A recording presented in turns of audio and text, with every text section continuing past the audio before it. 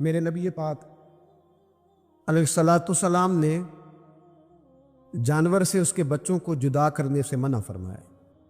جب تک بچے کو ماں کی ضرورت ہے اسے جدا نہیں کیا جائے گا، جب تک وہ دودھ پیتا ہے اسے جدا نہیں کیا جائے گا، جب تک چڑیا کا بچہ بھی چھوٹا ہے اور اس کی ماں اس کے لیے دانہ لے کے آتی ہے تو اسے ماں سے جدا نہیں کیا جائے گا، اس کی جذبات کا، احساسات کا خیال رکھا جائے گا۔ یہاں تو میرے دیہاتوں کے جو بڑے سمجھدار قسم کے سمجھدار چودھری قسم کے لوگ ہیں، ان کا بھی جب بہو سے اختلاف ہوتا ہے تو کہتے ہیں اس کے بچے رکھ لو،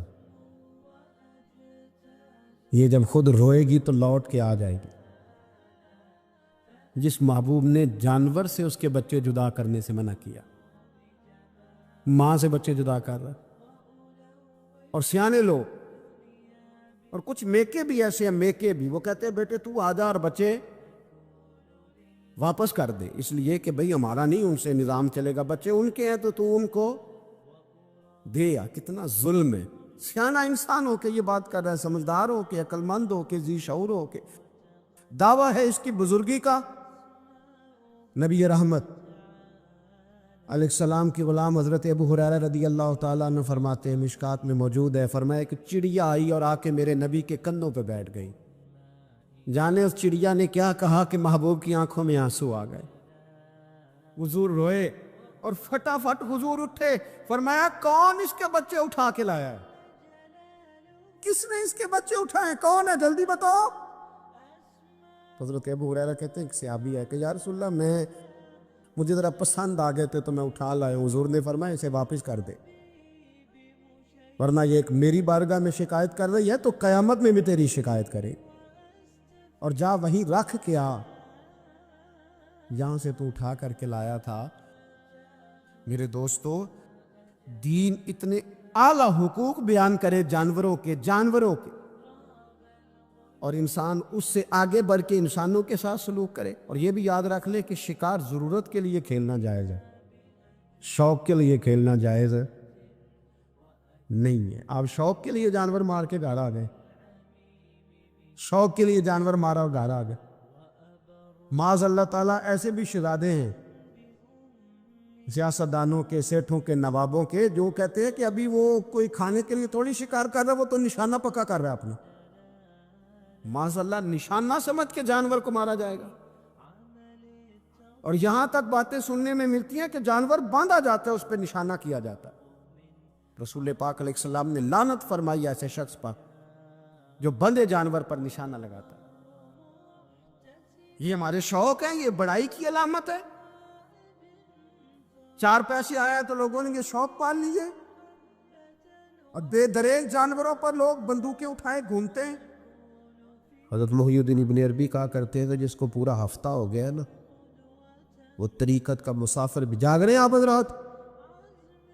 کہتے تھے جس کو پورا ہفتہ ہو گیا نا طریقت کا مسافر بھی ہے، پر اللہ رسول کی یاد میں رویا نہیں۔ فرماتے تھے مجھے تو اس کے ایمان پر شک ہونے لگ گئے کہ 8 دن ہو گئے اسے خیال ہی نہیں آیا۔ حضرت عمر میدان میں جس شخص کے کبھی پاؤں نہیں لڑکھڑائے، اللہ رسول کی بات آتی تھی تو دریا بہتے تھے آنسو، یہاں حال ہی کوئی نہیں۔ خشک جملے اور جناب موٹے موٹے تراشے ہوئے فکرے اور لفظوں کی ہیرا پھیری، اس کے علاوہ کوئی چیز نظر ہی نہیں آتی۔ حضرت عمر رونے لگے، آخری وقت ہے، تڑپ رہے ہیں، آنسو بہہ رہے۔ حضرت عبداللہ ابن مسعود آ گئے، انہوں نے کہا عمر تیری ہجرت بھی بڑی باکمال تھی، تیرا اسلام قبول کرنا بھی بڑا ہی باکمال تھا، حضور بھی تجھ سے ہمیشہ راضی رہے۔ عمر تو روتا کیوں ہے یار؟ بات تو یہ ہے کہ جب تو نے خلافت سنبھالی تو پھر تیرے طریقے بھی باکمال ہی تھے، اور جب تو میدان میں اترتا تو پھر بھی تیرے معاملات باکمال تھے، اور جب تو مال غنیمت بانٹتا تھا پھر بھی تو باکمال۔ یار ہر موقع پہ تو باکمال تھا تو جاتے دفعہ روتا کیوں ہے؟ ان کا استغفار دیکھو، ان کی توبہ دیکھو۔ حضرت عمر پھر رو پڑے، کہنے لگے عبداللہ لوگوں کو میری نیکیوں کا پتہ ہے، گناہوں کا تو نہیں نا پتہ۔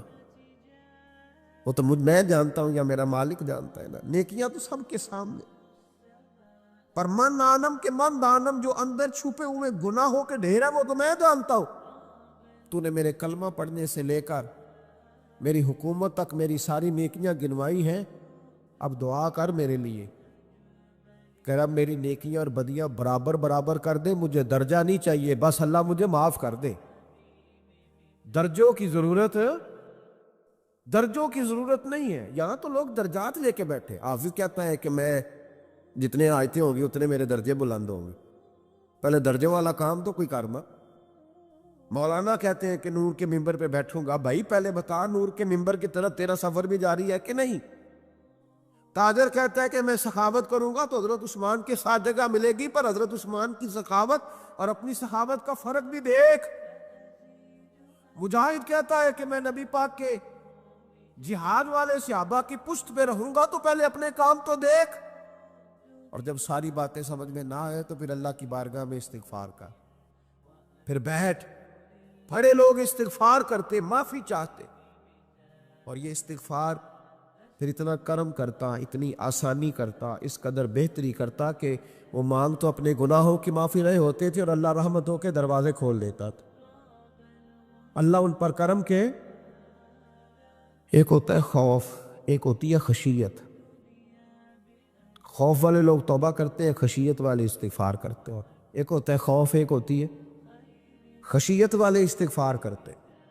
نبی کریم علیہ السلام نے فرمایا میں دن میں 100 مرتبہ استغفار کرتا، دن میں۔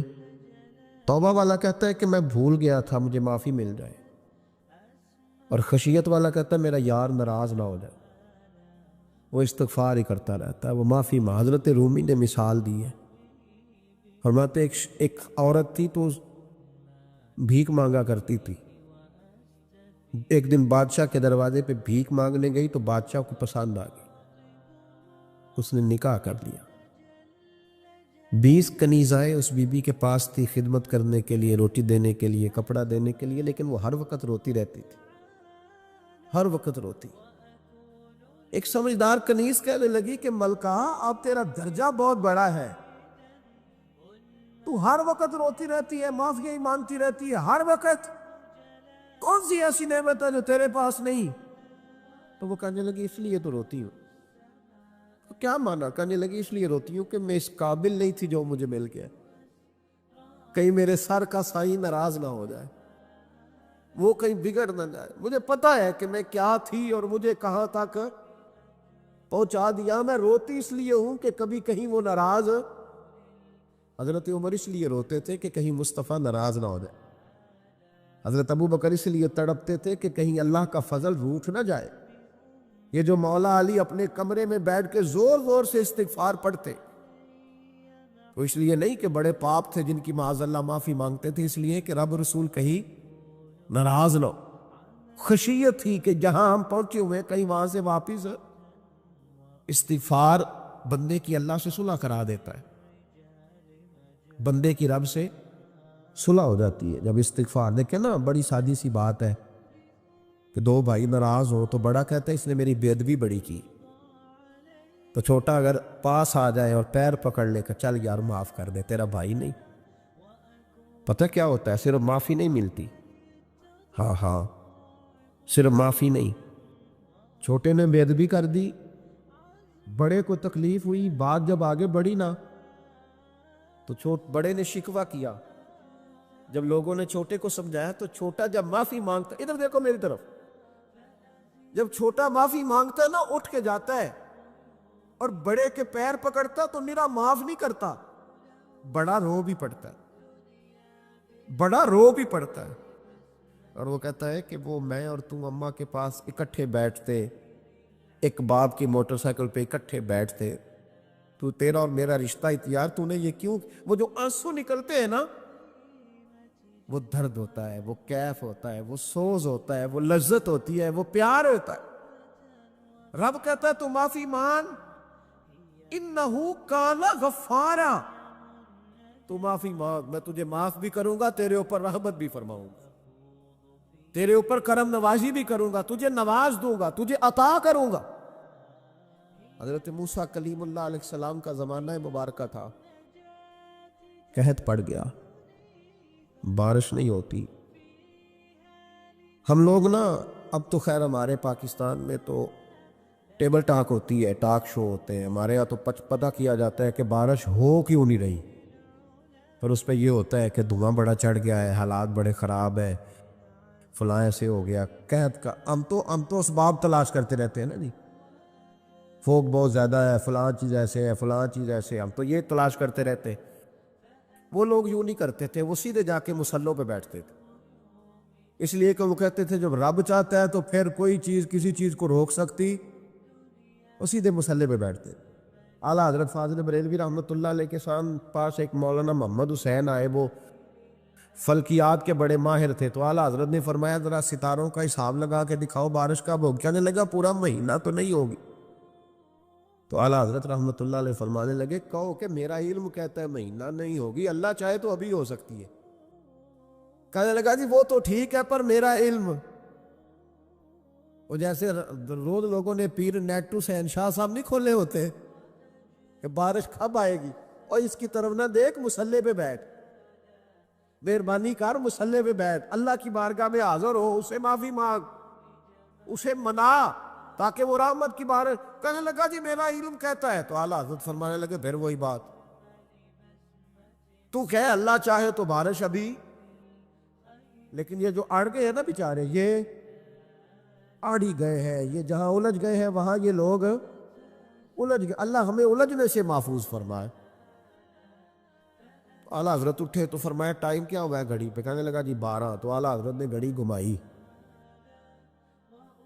اب کیا بج گیا، کہنے لگا 4 بج گئے، فرمانے لگے بج گئے نا 4، کہنے لگا جی آپ نے گھڑی گھما جو دی ہے، فرمانے لگے اللہ بھی جب چاہے تو ستارے گھما دیتا ہے،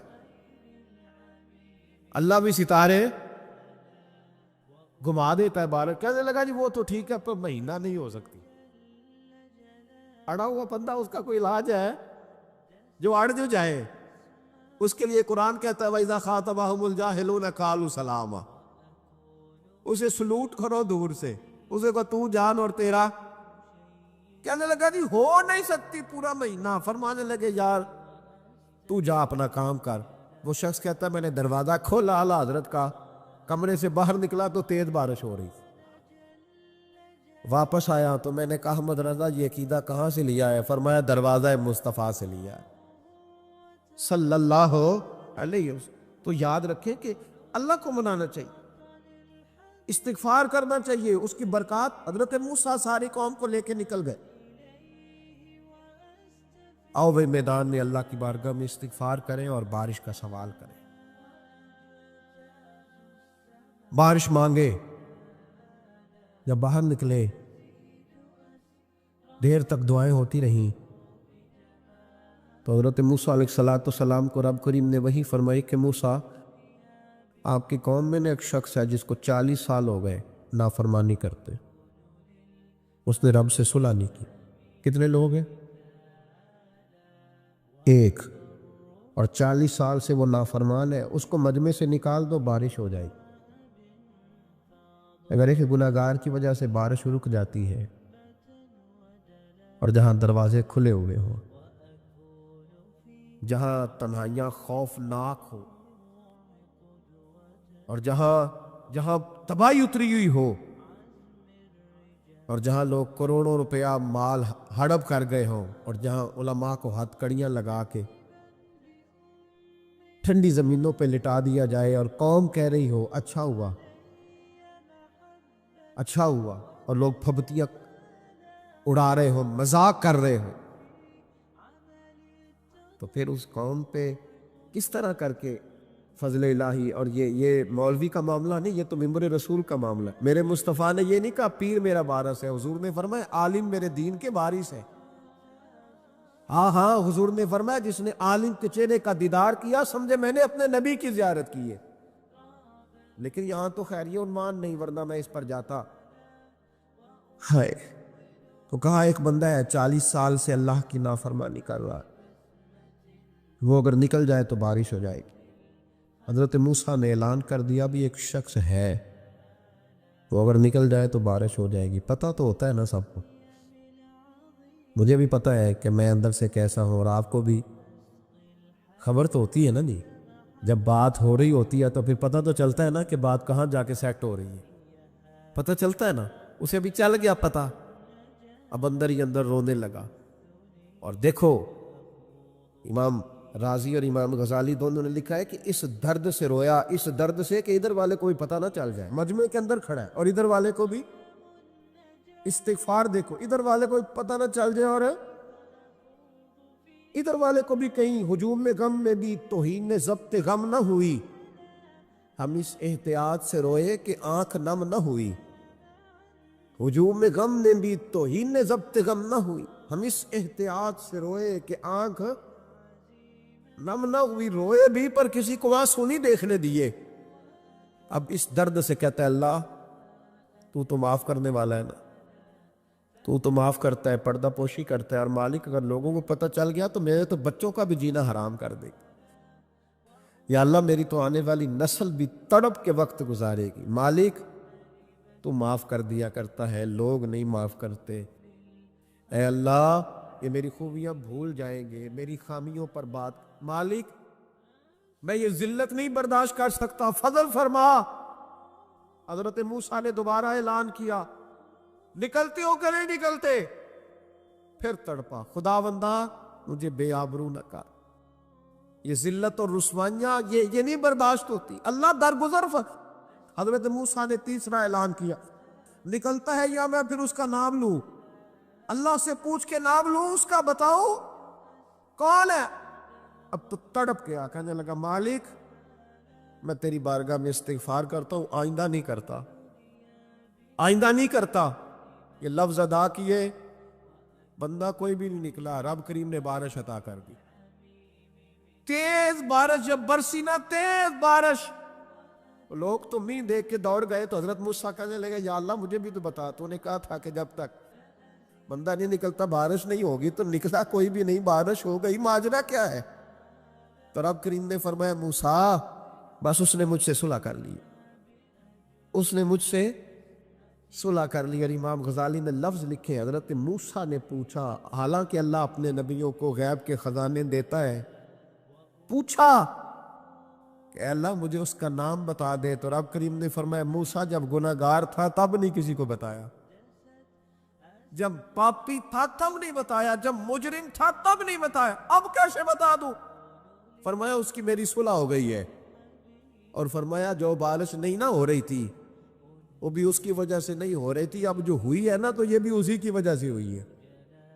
یہ بارش اب جو ہوئی ہے تو یہ بھی یہ اس گناہگار کے سبب سے.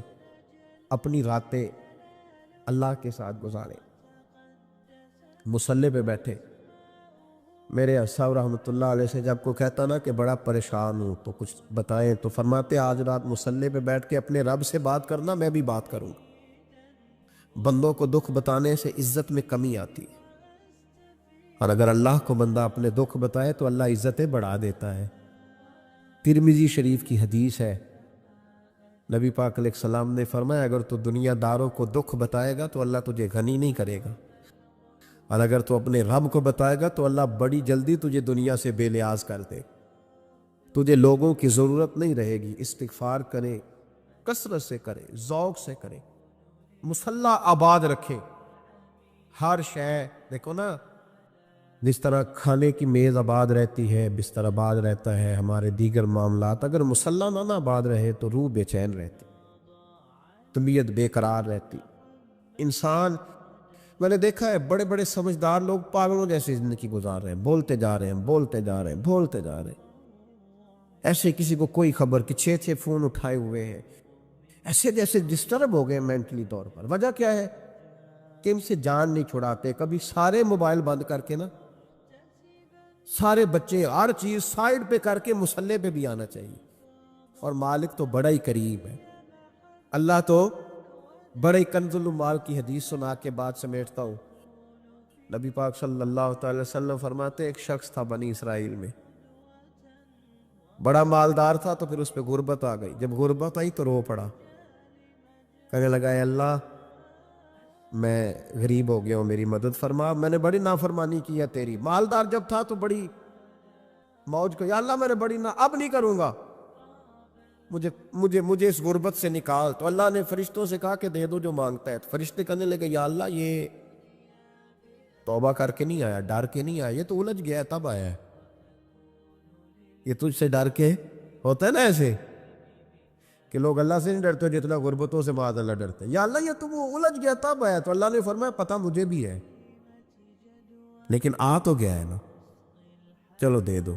تو کہا یا اللہ اگر دے دیا تو دوبارہ نہیں آئے گا. فرمایا اس کا بھی مجھے پتہ ہے, تم دے دو. اسے دے دیا. جب دولت مل گئی نا تو کہنے لگا اوہو وہ تو میں نے اس طریقہ سے ہی استعمال کیا اس لیے کامیاب ہو گیا. پھر کچھ وقت گزرا تو پھر الجھ گیا, پھر قرضے چڑھ گئے, پھر سارے علاج کر. کہنے لگا یا اللہ اب نہیں کرتا, اب معاف کر دے. 70 دفعہ توبہ کی اور 70 دفعہ توڑی. حبیب کریم فرماتے ایک دن بستر پہ تھا, آسانی تھی, 70 دفعہ فرشتوں نے کہا یا اللہ یہ جھوٹا ہے, جھوٹ بولتا ہے, یہ تو غربت آئی ہے تو تیری بارگاہ میں آیا ورنہ کبھی نہ آتا. بیمار ہوا ہے تو آیا, اس کا تو بچہ بیمار ہوا ہے تو آیا ورنہ کبھی نہ آتا. 70 دفعہ توبہ توڑی. ایک دن رات کو بستر پہ لیٹا تھا, دولتیں بھی تھی, آسانیاں بھی تھی. دل میں خیال آیا میں کتنا جھوٹا ہوں, جب الجھ جاتا ہوں تو اس کے دروازے پہ جاتا ہوں اور وہ کتنا قریب ہے, مجھے خالی نہیں لوٹاتا. تڑپ اٹھا, آنسو نکل گئے, اٹھ کے مصلے پہ کھڑا ہوا تو رب کریم نے فرشتوں سے فرمایا کھول کے دیکھو دروازے, آج یہ غربت کی وجہ سے نہیں آیا, آج میرا بن کے آیا ہے. تو یا اللہ پہلے تو دولت دیتا تھا, آج کیا دے گا؟ تو محبوب فرماتے اللہ فرماتے ہم نے اسے بغیر حساب کتاب جنت عطا کرو گا. ایک حدیث نہ پڑھ لو مسلم شریف سے, بخاری سے ایک حدیث نہ پڑھ لو تاکہ یہ بات مضبوط ہو جائے. حضرت ابو طلحہ رضی اللہ تعالی, بیٹا شدید بیمار, مزدور آدمی تھے, کئی دنوں سے گھر تھے. بیوی کہنے لگی اگر آپ گھر میں بیٹھے رہیں گے تو کھائیں گے کہاں سے, جاؤ آپ مزدوری کرو, میں بیٹے کو دیکھتی ہوں. ابو طلحہ مزدوری کرنے چلے گئے. شام کو آئے تو بیٹا فوت ہو چکا تھا. عورتیں بے حوصلہ ہوتی ہے نا اکثر, پر بیوی نے سفید کپڑا ڈال کے کمرے میں رکھ دیا. بیٹا, ماں اور بیٹا ناپ تک ہے رشتہ, بیٹے میں سفید چادر ڈال کے کمرے میں رکھ دیا. حضرت ابو طلحہ انصاری آئے, بیٹے کا کیا حال ہے؟ کہنے لگی اللہ کی رحمت میں ہے. اللہ کی کیسا جملہ ہے, اللہ کی رحمت میں ہے. خامد نے کھانا کھایا, بیوی سے ملنے کو دل کیا تو ملاقات ہو. فارغ ہو کے بیٹھے تو خاتون اٹھ کے نہ خامد کے قریب گئی, اس کا ہاتھ تھاما, کہنے لگی نبی کریم علیہ السلام کے صحابی ہو, ایک مسئلہ دریافت کرنا تھا, بتاؤ گے؟ کہ پوچھو. کہنے لگی اگر کوئی آپ کے پاس امانت رکھوائے اور پھر اپنی امانت واپس مانگے تو کیا کرو گے؟ حضرت ابو طلحہ کہنے لگے پوچھنے والی کیا بات ہے, جس کی امانت ہے واپس کر دیں گے. اب زوجہ روئی, اب صبر والی بی بی روئی, اب ماں روئی, آنسو ٹپکے, آنچل سے پوچھ کے کہنے لگی ابو طلحہ وہ بیٹا بھی اللہ کی امانت تھا اور رب اپنی امانت لے گیا ہے, اٹھو غسل کفن کا بندوبست کرو. حضرت ابو طلحہ اٹھے, ہامتے کامتے ہاتھوں سے غسل کفن دیا, مسجد نبوی میں پہنچے, محبوب کی بارگاہ میں عرض کیا تو رسول کریم فرمانے لگے تیرے اور تیری بیوی کے عمل سے اللہ بھی بڑا راضی ہے, اللہ کے رسول بھی بڑے راضی, اور اللہ تجھے برکت عطا کرے گا. صحابہ کہتے ہیں پھر اللہ نے انہیں 9 بیٹے عطا فرمائے. پھر اللہ نے انہیں اللہ کی رضا پہ راضی رہنا سیکھو, اللہ کے قریب چلے جاؤ گے, اللہ کی رضا پہ. حضرت سفیان ثوری دعا مانگ رہے تھے یا اللہ راضی ہو جا, یا اللہ راضی ہو جا, یا اللہ راضی ہو جا, دعا مانگ رہے تھے. بی بی رابعہ بصری پردے کے پیچھے بیٹھی تھی, جب دعا لمبی ہو گئی تو کہنے لگی سفیان بس کر, کوئی اگلا لفظ بھی بول, بس کر. آپ فرمانے لگے تجھے کیا ہوا؟ تو کہنے لگی تو کب سے کہہ رہا یا اللہ راضی ہو جا, یا اللہ راضی ہو جا, پہلے اپنے دل پہ ہاتھ رکھ کے بتا تو اللہ سے راضی ہے؟ تو راضی ہے اللہ سے؟ تو روز نہیں کہتا پیسے نہیں ہے میرے پاس مجھے دے, تو روز نہیں کہتا یا اللہ فلانی چیز کوئی نہیں دے, اے اللہ فلاں کو دے دیا مجھے کیوں نہیں دیتا معاذ اللہ، تو روز شکوے نہیں کرتا؟ فرمایا پہلے تو راضی ہو جا۔ ترمذی شریف کی حدیث ہے، میرے نبی کریم علیہ السلام نے فرمایا تم اللہ کے دیے ہوئے تھوڑے رزق پہ راضی ہو جاؤ، اللہ تمہاری تھوڑی عبادت سے راضی ہو جائے۔ دیکھیں نا امام حسین کا آخری جملہ کیا ہے میدان کربلا؟ آخری جملہ کیا ہے؟ میں 5000 مسجد دے کے کہتا ہوں دیا نہیں میں نے، اللہ بڑا راضی ہے مجھ سے، 5 نمازیں پوری نہیں پڑھتا۔ امام علی مقام نے نا دل، کلیجہ، جان، اولاد، ہر چیز نکال کے رکھ دی، تو آخری جملہ یہ تھا اے اللہ بتا تو حسین سے راضی ہے کہ ناراض ہے؟ اللہ تو راضی ہے کہ ناراض ہے؟ بھائی پہلی بات رحمت الہی، دوسرا اللہ کی رضا پہ، یعنی عجیب بات ہے نا، جب اللہ کروڑوں دے تو دنیا چھپاتی ہے، اور جب تھوڑا کاروبار ٹھنڈا ہو جائے تو ساری دنیا کو دنیا بتاتی ہے۔ تو جب میں تو کہہ رہا ہوں کہ میں بندہ ڈھونڈ رہا ہوں جو مجھے ملے، آ کے کہے کہ شکر کا طریقہ بتاؤ، تو مل ہی نہیں رہا۔ کو ملے جو کہے بڑی خیر ہے، ہر لحاظ سے اپنے رب سے راضی ہو، مل ہی نہیں رہی دنیا۔ تیسری بات، اگر اللہ کے قریب جانا ہے، یہ ان لوگوں کے لیے جو معرفت الہی کے متلاشی ہیں وہ خاص توجہ کریں۔ اگر رب کریم کے قریب جانا ہے تو پھر ایک ذہن بنائے کہ میرا رب میرے ساتھ ہے، میرا رب میرے، نحن اقرب الیہ من حبل الورید، اور درویش کہتے ہیں جے میں تینوں اندر جانا تو پھر مقید جانا، جے میں تینوں باہر جانا تے اندر کون سمانا، اندر بھی تو ہے تے باہر بھی تو، وچ بلا کون نمانا۔ پھر تصور کریں کہ اللہ میرے ساتھ ہے۔ حضرت جنید بغدادی رحمۃ اللہ علیہ کہتے ہیں میں نے اپنے مرشد سے کہا کوئی وظیفہ جو پڑھا کروں، تو فرمانے لگے جنید پڑھا کر کہ اللہ میرے ساتھ ہے اور اللہ مجھے دیکھ رہا ہے، یہ وظیفہ پڑھا کر۔ کیمرے لگا دیے ہر جگہ ہماری گورنمنٹ نے، کہتے ہیں کیمروں کی مدد سے پکڑا گیا، کیمروں کی مدد سے، مسجدوں کے دروازوں پہ کیمرے، ایئرپورٹوں پہ کیمرے، ریلوے اسٹیشن پہ کیمرے، بڑے بڑے جنرل سٹور پہ کیمرے، نیچے لکھا ہے خبردار کیمرے کی آنکھ آپ کو دیکھ رہی ہے۔ کیمرے کی آنکھ دیکھے تو لوگ گناہ نہیں کرتے، تو یہ کیوں نہیں سوچتے کہ رب ہمیں دیکھ رہا ہے؟ یہ تصور کیوں نہیں جمتا کہ رب ہمیں، اور اللہ فرماتے ولی من خاف مقام ربہ جنتان،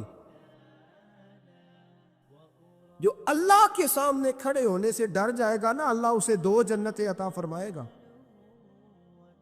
اللہ اسے ایک دفعہ اگر کوئی ڈر گیا اللہ کے سامنے کھڑے ہونے، کتنی دفعہ بولے تو صحیح؟ اس پر ہمارے مفسرین نے لکھا ہے کہ کبھی زندگی میں ایسا ہو کہ گناہ پر ہمارا پورا قبضہ ہو گیا ہو، گناہ پورا قابو میں آ گیا، اب کوئی روکنے والا نہیں، تو فرمایا جو اس وقت اللہ کے خوف سے ڈر جائے گا اللہ اسے 2 جنتیں عطا فرمائے گا۔ امام شافعی رحمۃ اللہ علیہ کے زمانے میں نا ایک بادشاہ کا اپنی بیوی سے جھگڑا ہو گیا، تو وہ بھی ملکہ تھی، کسی بادشاہ کی بیٹی تھی، شہزادی تھی، اس نے بھی سخت جملہ کہا، کہنے لگی چل دور ہٹ جہنمی، معاذ اللہ۔ اب اس نے اپنے خامد کو جہنمی کہا، تو وہ کہنے لگا اس کا خامد کہ اچھا تو مجھے جہنمی کہتی ہے، جا پھر اگر میں جنتی نہیں تو تجھے 3 طلاقیں۔ اب کیسے ثابت ہو کہ جنتی ہے کہ جہنمی ہے؟ کیسے پتہ چلے گا؟ علماء سے پوچھا تو وہ کہنے لگے ہم کیسے بتائے گا، کون ڈگری دے کہ تو جنتی ہے کہ جہنمی ہے؟ بات دور نکل گئی، امام شافعی کے پاس گیا، وہ رسوخ رکھتے ہیں علم فقہ کا، ان کے پاس گیا، جا کے کہنے لگا حضور یہ مسئلہ ہے۔ امام صاحب فرمانے لگے اکیلے میں مجھے ملتے ہو؟ وہ اندر آیا، کچھ دیر گفتگو ہوئی تو امام صاحب فرمانے لگے لو جی یہ بندہ جنتی ہے، اس کی بیوی کو طلاق کوئی نہیں ہوئی، یہ جنتی ہے۔ آپ کو پتہ ہے لوگ فتویٰ جلدی دے دیتے ہیں، کچھ لوگ خلاف تقریریں کرنے لگے کہ بادشاہ تھا تو امام صاحب نے بچا لیا ہے۔ کیسے آپ نے ڈگری دے دی کہ جنتی ہے جی؟ تو امام صاحب کہنے لگے تم بحث نہ کرتے تو میں بات پردے میں رہنے دیتا۔ سنو، میں نے بادشاہ کو تنہائی میں بلا کے پوچھا ہے کہ کبھی اللہ سے بھی ڈرے ہو؟ صرف اس لیے کہ اس وقت اللہ دیکھ رہا ہے۔ یہ نیت کبھی بندوں سے ڈر کے تو بندے بڑے گناہ نہیں نہ کرتے، کبھی اللہ سے ڈر کے بھی چھوڑا ہے۔ تو بادشاہ کہنے لگا بالکل چھوڑا ہے۔ میری ایک کنیز تھی بڑی خوبصورت، غریب گھر کی ملازمہ، غریب گھرانے کی تھی۔ ایک دن میں آیا تو میرے کمرے میں صفائی کر رہی تھی، معاذ اللہ میرا اس پہ دل آ گیا، میں نے دروازہ بند کر لیا۔ دنیا کی کوئی طاقت نہیں تھی، میرا اپنا محل تھا، مجھے کچھ دیکھ بھی لیتا تو کسی میں جرت نہیں تھی مجھے منع کرنے، اور میں چونکہ حکمران تھا اور مطلق العنان تھا، کوئی شکایت بھی نہ کرتا۔ لیکن جب میں نے اس کی طرف ہاتھ بڑھایا تو اس نے ایک ہی لفظ کہا، کہنے لگی تو اللہ سے نہیں ڈرتا؟ تو اللہ سے نہیں ڈرتا؟ کہنے لگا کوئی نہیں تھا امام صاحب مجھے منع کرنے والا، کوئی نہیں تھا۔ لیکن جب اس نے کہا تو اللہ سے نہیں ڈرتا تو میں کانپنے لگا۔ میں نے اس سے معافی مانگی، غریب ملازمہ سے میں نے بادشاہ ہو کے معافی مانگی۔ میں نے معافی مانگی، پھر میں نے دروازہ کھولا، کہتے وہ چلی گئی۔ امام صاحب کہنے لگے اٹھ میرے سینے سے لگ۔ کہا حضور کیا ہوا؟ فرمایا جو تنہائی میں اکیلے میں ایک دفعہ بھی رب سے ڈر جائے اللہ اسے 2 جنتیں عطا فرمائے گا۔ تو جنتی ہے اس لیے کہ تو یار کبھی تو ایسا ہو، کبھی تو ایسا ہو بھولا گاہک ہمارے قبضے میں آ گیا ہو، ہم اپنا پورا اس پر تسلط رکھتے ہو پر ہم اللہ سے ڈر جائیں۔ کبھی ایسا ہو کہ کروڑوں روپیہ ہمارے تسلط میں، ہم چاہیں تو جتنا مرضی استعمال کریں لیکن ہم اللہ سے ڈر جائیں۔ حضرت عمر کا زمانہ تھا، ایک نوجوان صحابی کا بیٹا مسجد جایا کرتا تھا، بڑا نیک تھا۔ ایک عورت اس کو اپنی طرف بلانے لگی، لبھانے لگی، نوجوان تھا۔ ایک دن دل آ ہی گیا بی بی پہ، عشاء کی نماز پڑھ کے اس کے گھر کی طرف جا رہا تھا کہ کسی قاری صاحب نے آیت پڑھ دی، وَلِمَنْ خَافَ مَقَامَ رَبِّهِ جَنَّتَانِ، جو اللہ کے سامنے کھڑے ہونے سے ڈرے گا رب 2 جنتیں عطا کرے۔ یہ آیت کیا سنی کہ نوجوان بے ہوش ہو کے گرا۔ کسی نے باپ کو خبر دی کہ تیرا بیٹا بے ہوش ہے، باپ گھر لائے، بالوں میں ہاتھ پھیرا، بیٹے کیا ہوا؟ اس نے آنکھیں کھول کے کہا ابا جی میں نے گناہ کیا نہیں، لیکن میرا قبضہ پورا ہو گیا تھا گناہ پہ۔ وہ بالکل راضی تھی، میں چاہتا تو میں گناہ کر لیتا لیکن میں اللہ سے ڈر گیا۔ کیا واقعی رب مجھے 2 جنتیں دے گا؟ تو باپ نے ماتھا چوما، کا بیٹا اللہ کے وعدے بڑے ہی سچے ہیں، بڑے سچے ہیں، تو یہ تصور کر کے اللہ مجھے دیکھ رہا ہے، پھر ڈر جا، واقعی 2 جنتیں دے گا۔ اس نوجوان نے چیخ ماری اور روح ہی پرواز کر دی۔ رات کو جنازہ پڑا، دفن کر دیا، صبح حضرت عمر آئے، فرمایا اتنا نیک نوجوان تھا تو مجھے کیوں نہیں بتایا؟ میں اس کے غسل میں شریک ہوتا، کفن میں شریک ہوتا، میں جنازہ پڑھاتا۔ حضور بس رات دیر ہو گئی، دفن کر دیا۔ امام سیوطی نے لکھا، ابن کثیر نے لکھا، ابن عساکر نے لکھا، حضرت جناب عمر فاروق فرمانے لگے مجھے بتاؤ تو صحیح اس کی قبر کہاں ہے؟ نیک ہو کوئی بندہ تو قبر پہ جانا چاہیے۔ فرمایا بتاؤ قبر کہاں ہے؟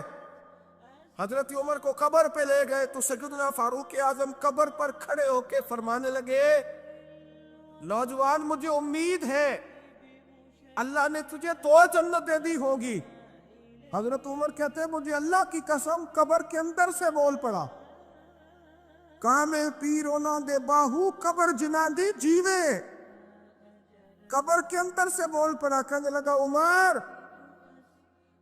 امید والی بات نہیں، میرے رب کے وعدے بڑے سچے ہیں، اس نے واقعی مجھے 2 جنتیں عطا فرمائی، اس نے واقعی 2 جنتیں دی ہیں۔